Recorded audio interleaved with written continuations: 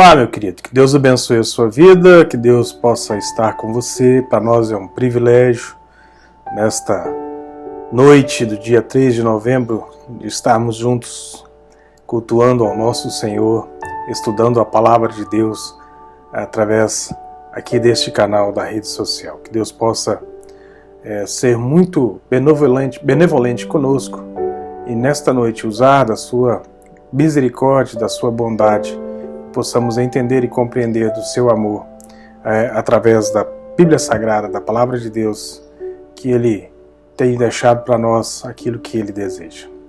Vamos orar?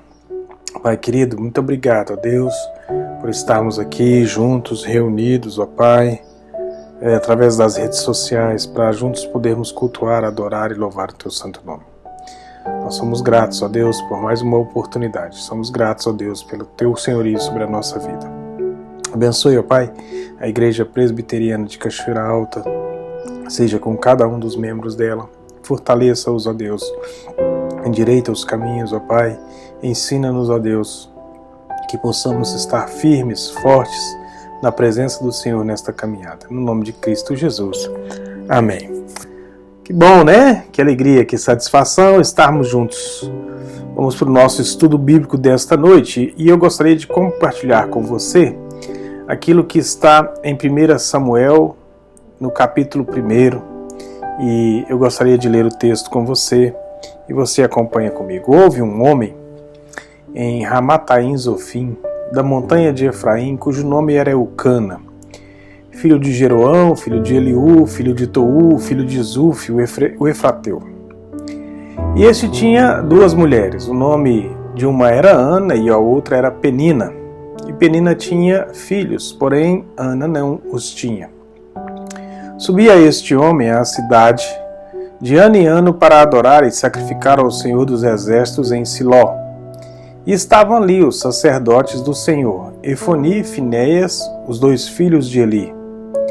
E sucedeu que, no dia em que Eucana sacrificava, dava ele porções a Penina, sua mulher, e a todos os seus filhos e a todas as suas filhas. Porém, a Ana dava uma parte excelente, porque amava a Ana, embora o Senhor lhe tivesse cerrado a madre.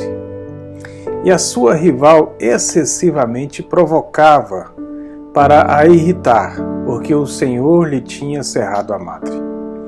E assim fazia ele ano em ano, de ano em ano. Sempre que Ana subia à casa do Senhor, a outra a irritava, por isso chorava e não comia. Então Eucana, seu marido, lhe disse: Ana, por que choras? E por que não comes? E por que está mal o teu coração? Não te sou eu melhor do que 10 filhos? Então Ana se levantou, depois de comeram e beberam em Siló. E Eli, sacerdote, estava assentado numa cadeira junto a um pilar do templo do Senhor. Ela, pois com amargura de alma, orou ao Senhor e chorou abundantemente.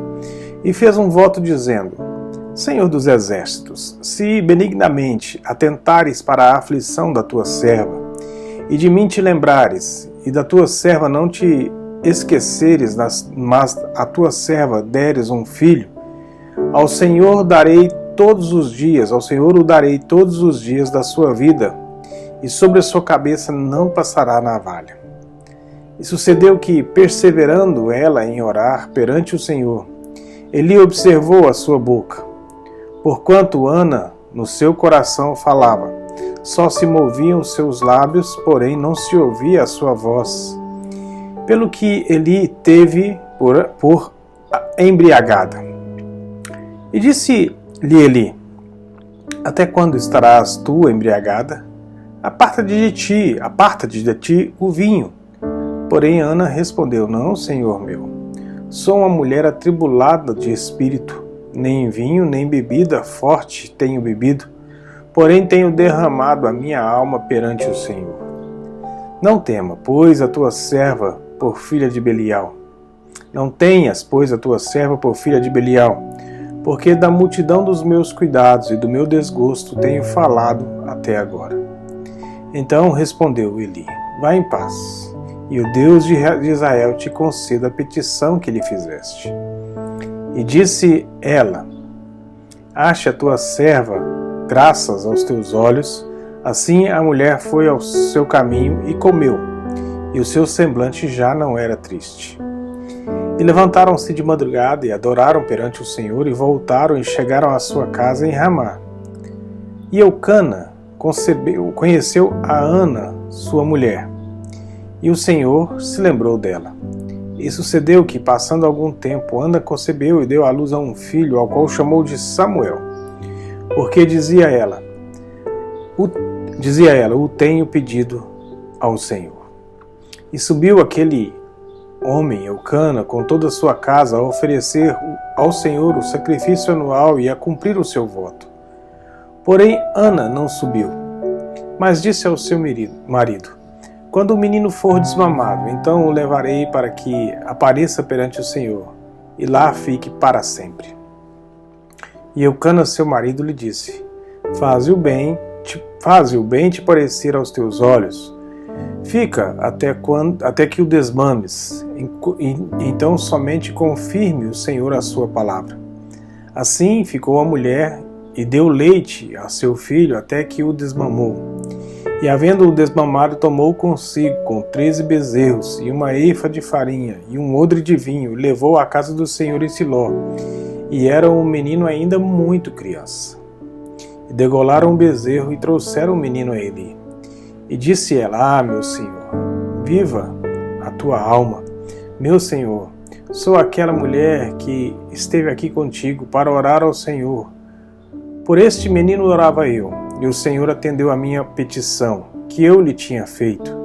Por isso também ao Senhor eu o entreguei, por todos os dias que viver, pois ao Senhor foi pedido, e adorou ali ao Senhor. Bom, eu queria falar sobre devolvendo os nossos filhos ao Senhor. E gostaria de começar com duas perguntas ao nosso coração nesta noite. A primeira pergunta é: quem de nós pode afirmar que tem uma família perfeita, que não tem problemas com seus filhos, que não tem problemas na sua família? E uma outra pergunta que, se você fizer ao seu coração, com o que se parece a sua família? É uma família que entrega o seu coração ao Senhor, ou é uma família que tem dificuldades de entregar o seu coração ao Senhor? É uma família que vai à igreja, que derrama a sua vida perante o Senhor, que tem uma conduta diante do Senhor, ou não? Como é a sua família? Se a gente der uma observada na família de Eucana, nós vemos aqui muitos defeitos. Assim como todas as famílias têm os seus defeitos, as suas lutas, os seus problemas, pessoas que são diferentes umas das outras, e elas são pessoas diferentes. E na família de Eucana não era assim, não era diferente disso. Era uma família também com muitos defeitos. O primeiro defeito que nós observamos é a bigamia. Eucana tinha duas esposas, Penina e Ana. E se já é difícil administrar uma casa, imagina uma casa em que você tem 3 cabeças. Como administrar? Como administrar a bigamia?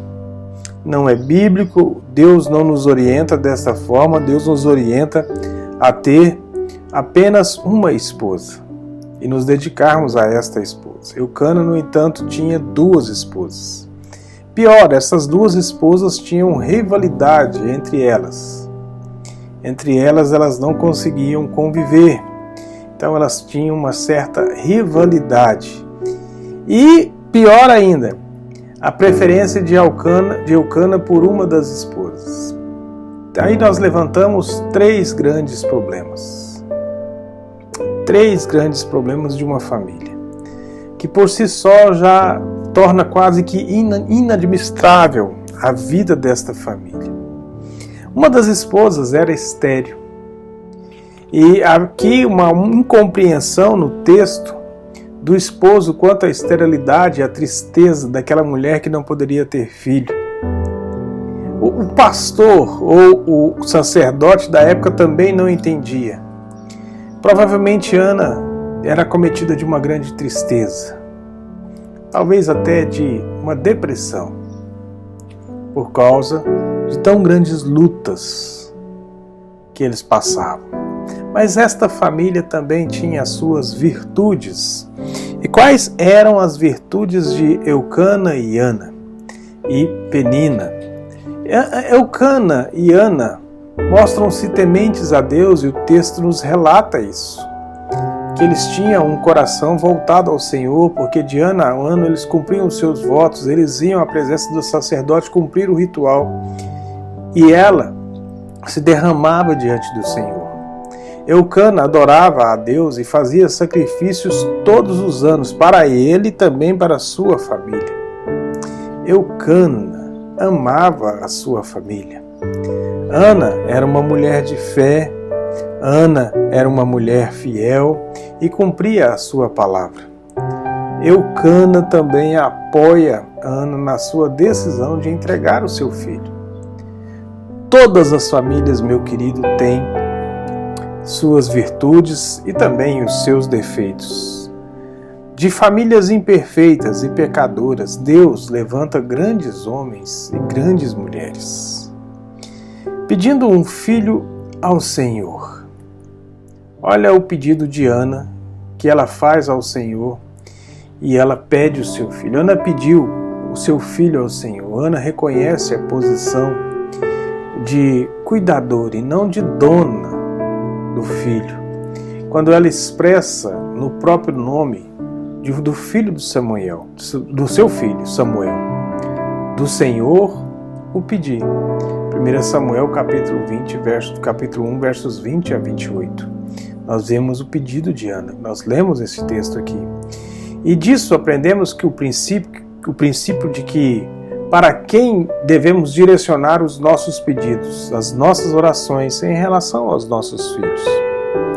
Nós devemos colocar a vida dos nossos filhos na presença do Senhor. Quando nós vamos ter filhos, nós devemos colocar na presença do Senhor. Nós somos pessoas que somos cuidados pelo Deus vivo. Os nossos filhos são presentes do Senhor nas nossas vidas e Deus os deu para nós para que possamos cuidar deles, para que eles possam ter uma vida reta diante do Senhor. Como está a tua família? Qual tem sido a direção dos seus pedidos, das suas orações? Onde ou em quem nós temos confiado a educação dos nossos filhos? No mundo, ele nos apresenta muitos valores, diversos valores, diferentes uns dos outros. As pessoas muitas vezes confiam no dinheiro que elas têm na conta bancária, na forma de ganhar dinheiro, mais e mais dinheiro sempre. Outros no conhecimento adquirido, nos estudos. Olha, se o meu filho for bem estudado, ele vai se dar bem. Ah, não, eu vou dar conforto e luxo aos meus filhos. Ah, viagens, lazer. Talvez, meu querido, até a própria religião se torna um entrave entre o seu filho e Deus. A religiosidade por si só não resolve os problemas. O mundo diz que todos são filhos de Deus, mas nós sabemos que não é bem assim, meu querido. Filhos são aqueles que Deus escolheu, são aqueles que Deus salvou em Cristo Jesus. Estes sim se tornam e se tornarão filhos do Deus vivo. Então, o nosso pedido é para aquele que ainda não tem filho, mas tem o desejo, este desejo, é que estes filhos sejam do Senhor. E este pedido deve ser feito, meu querido, antes mesmo da concepção desses filhos, antes deles nascerem. Dessa deve ser a nossa oração antes de nascer, depois de nascido e quando ainda crescidos. Senhor, que os meus filhos sejam primeiramente Deus.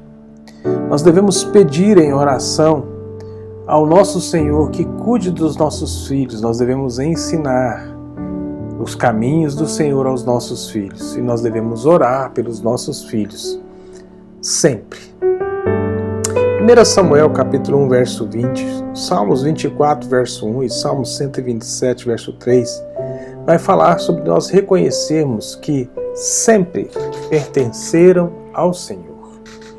Se nós entendermos o primeiro ponto como verdadeiro, nós não teremos dificuldades de entender este. Se o primeiro ponto tem relação com as nossas orações, neste tem muito mais a ver com as nossas ações e com as nossas atitudes externas. Os filhos não são nossa propriedade, eles são do Senhor. Você reconhece isso nos seus filhos? Você reconhece que você não é dona dos seus filhos ou dono dos seus filhos, mas eles são propriedade do Senhor e você está aqui como aquele que está para orientar e para ajudar ele nesta caminhada. Ana, em 1 Samuel 1, 28, diz que Ana reconheceu que quando ela disse, trago como que devolvido ao Senhor. Não devolvemos nada que nos pertence de direito. A expressão aqui, ela está devolvendo ao Senhor, porque ela sabia que ele pertencia a Deus. Nós só devolvemos aquilo que nunca foi nosso, aquilo que nos foi emprestado ou que nós tomamos emprestado. Se entendermos assim, sofremos menos quando eles caírem as asas e dar aquela esticada e sair do ninho, forem para longe, formar novas famílias. Nossos filhos são e sempre serão, e sempre foram e sempre serão do Senhor. Este é o princípio talvez mais importante do entendimento de que qual é a nossa obrigação para com os nossos filhos. Deus nos deu eles como herança para serem cuidados. E preste atenção, muito bem cuidados. Nós temos uma responsabilidade grande para com os nossos filhos. Pois se o fizermos reconhecer que eles verdadeiramente pertencem a Deus, a nossa responsabilidade é esta, e ela é muito grande. Ensinar os caminhos do Senhor aos nossos filhos é a nossa responsabilidade para que eles reconheçam o senhorio de Jesus Cristo, do nosso Senhor, sobre a sua vida. Você já imaginou como nós nos justificaremos diante de Deus se os nossos filhos entrarem por caminhos que entristeçam o Senhor, que vão contra a vontade do Pai, por nossa culpa, por nossa negligência? Porque deixamos muitas vezes de educá-los na palavra do Senhor, por ter ficado assistindo algo na televisão, em vez de ensiná-los o caminho, por ter tratado mal as pessoas próximas, como os nossos próprios pais, cônjuges, amigos, empregados, vizinhos, a moça que nos ligou para vender alguma coisa, ou ele mesmo, por viver brigando no trânsito, dando más respostas, por fazer péssimos negócios, tentando passar a perna das pessoas. Assim nós ensinamos nossos filhos o caminho que nós não devemos ensinar. A Bíblia nos ensina e ela nos direciona. Às vezes nós andamos em altas velocidades. Queremos que os nossos filhos cumpram a lei. Às vezes nós bebemos e dirigimos. Queremos que os nossos filhos não bebam. Meu querido, seus filhos vão replicar aquilo que você tem ensinado a eles. Se beber socialmente é pecado, é não dar testemunho aos nossos filhos de que é cristão, é pecado, meu querido. Por não orar nossos filhos, você ora com seus filhos. Por não ensinar os nossos filhos desde pequeno a palavra de Deus. E muitas vezes nós prometemos isso no batismo, depois descumprimos a palavra. Por demonstrar zelo com as coisas de Deus, por não respeitar as autoridades, por falar mal das autoridades, por escutar músicas que escarnecem a palavra de Deus. Como nós temos agido na criação? Como nós temos lidado com os nossos filhos, herança do Senhor, para a nossa vida, para a vida da nossa família? Como devolver algo que nós recebemos das mãos de Deus, que pertencem ao Senhor? Como agir? Nós pedimos o Filho ao Senhor. O Senhor nos dá o Filho. Nós devemos reconhecer que este Filho pertence ao Senhor. Nós precisamos entender que nós devemos criá-lo de acordo com a vontade de Deus, fazendo o nosso melhor. Talvez você não se enquadre ou se enquadre em algumas dessas coisas que nós falamos aqui. E talvez você já tenha uma certa consciência que você precisa mudar. Reveja as suas posições, meu comportamento diante do Senhor, e reconheça, meu querido, que seu Filho é do Senhor e devolva Ele todos os dias para o Senhor. Viva os princípios bíblicos dentro e fora da sua casa. Como cumprir a nossa promessa? Eu não sei se você faz alguma promessa para Deus, como Ana já fez, quando Ana fez aqui no texto de 1 Samuel, capítulo 1, verso 24. Não é mais costume aqui de não cortar o cabelo ou nazireu, mas todos nós que fizemos a nossa profissão de fé e batismo, que casamos, que já batizamos os nossos filhos, fizemos algumas promessas. E estas promessas devem ser cumpridas. Mas algumas dessas promessas são tão difíceis de ser cumpridas e eu não tenho tanto tempo assim. A vida é muito corrida. Pensa na dificuldade de Ana. Era o primeiro filho dela. Era o único filho dela. Filho que ela desejara por tanto tempo. Esse filho significava que algo de extraordinário tinha acontecido na sua vida. Portanto, era um milagre, porque Ana não poderia ter filhos, ela era estéril. Com estes filhos, ela deixaria de ser vista como uma mulher amaldiçoada. Com este filho, ela deixaria de ser zombada e humilhada pela sua rival. Com este filho, ela daria muita alegria ao seu marido. Ela poderia pensar assim: vou criá-lo até ter a idade de resolver o que deseja fazer ou ser.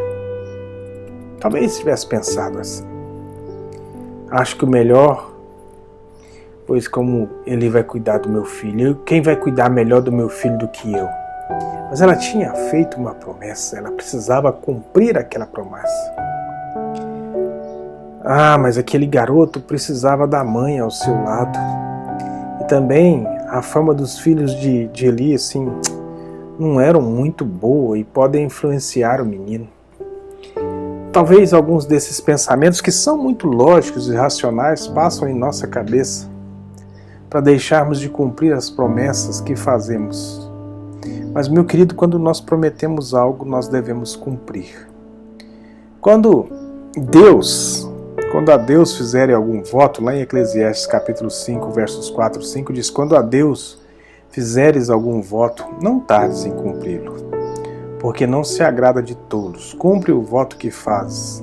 Melhor é que não votes do que votes e não cumpra. Provérbios 20, 25 vai dizer: laço é para o homem o dizer precipitadamente, é santo, e o só refletir depois de fazer o voto. Laço é para o homem o dizer precipitadamente, e santo é o só refletir depois de fazer o voto. Se você prometeu, cumpra. Se ainda não, reflita antes de prometer. Mesmo depois que você fez precipitadamente a promessa, você deve cumprir a promessa, adorando ao Senhor, meu querido. E o que é adoração? As igrejas têm procurado na Bíblia formas de adoração para justificar aquilo que já resolveram que é adoração. Mas quando realmente olhamos para a Bíblia, para ver o verdadeiro sentido desta palavra ou desta atitude do homem em relação a Deus, descobrimos que é algo muito grandioso. A Bíblia está cheia de textos que vinculam a adoração ao ato de prostrar-se ou ajoelhar-se diante de Deus. Êxodo capítulo 34, verso 8, Salmo 95, verso 6, 2 Crônicas capítulo 7, verso 3, Apocalipse capítulo 4, verso 10. Mas o que significa este prostrar-se ou colocar-se o rosto em terra? Significa muito mais do que respeito, admiração ou amor. Você ama o seu esposo ou a sua esposa, mas você não se prostra para isso. Você respeita o seu superior, patrão, chefe, professor, mas não se prostra diante dele para demonstrar respeito. Prostrar-se diante de alguém significa reconhecer o seu senhorio sobre si. Você é servo dele e ele o seu senhor. Ele dá as ordens e você as cumpre. Adorar, meu querido, significa também servir. Um exemplo está na tentação de Jesus em Mateus capítulo 4, versos 10 e 11. Então Jesus lhes ordenou: retira-te, Satanás, porque está escrito: ao Senhor teu Deus adorarás e só a ele darás culto. Então a adoração tem a ver com reconhecer Deus como Senhor e que nós temos que servi-lo em nossas vidas. Na definição bíblica, podemos dizer que adorar a Deus é reconhecê-lo como nosso Senhor, tanto nas palavras quanto nos atos. Deuteronômio capítulo 6, verso 5: amarás, pois, o Senhor teu Deus de todo o coração, de toda a tua alma, de toda a tua força. Deuteronômio 11, verso 1 diz: amarás, pois, o Senhor teu Deus, todos os dias guardarás os teus preceitos, os seus estatutos, os seus juízos e os seus mandamentos. Mateus 22, verso 37. Respondeu-lhe Jesus: amarás o Senhor teu Deus de todo o coração, de toda a tua alma e de todo o teu entendimento. Para Ana, devolver o filho era uma atitude de adoração. Para Ana, fazer o seu melhor era uma atitude de adoração. Para nós cuidarmos dos nossos filhos, ensinando os caminhos que eles devem andar, orar pelos nossos filhos, é uma atitude de adoração genuína. E quais são os benefícios desta atitude? Há uma alegria solene no nosso coração. 1 Samuel capítulo 2, verso 1. Um reconhecimento do poder e da santidade do Senhor.